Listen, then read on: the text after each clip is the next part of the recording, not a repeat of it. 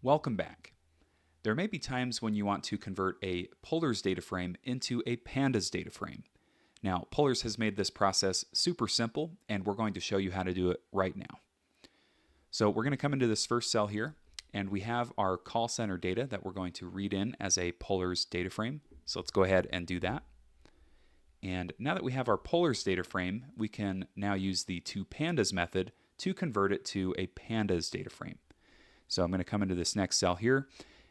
We do have our data frame originally that was called DF, that is our Polars data frame. And right now what we're doing is creating a new variable called data, and this is going to contain our Pandas data frame. So let's go ahead and run this cell.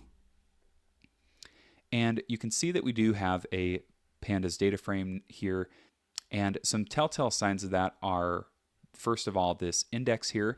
Polars does not use indexes, Pandas does, so that is a clear indicator right there.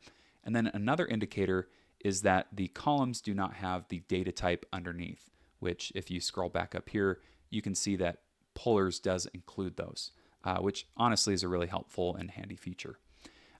Okay, so if you are ever in doubt about the object you're working with, you can use the type function, which is a built-in Python function that allows you to check the object that you are working with and kind of see what it is. So let's go ahead and run this. And as you can see, this is indeed a Pandas data frame. Okay, if you have any questions or comments, please feel free to drop them in the chat below, and we'll catch up with you at the next one.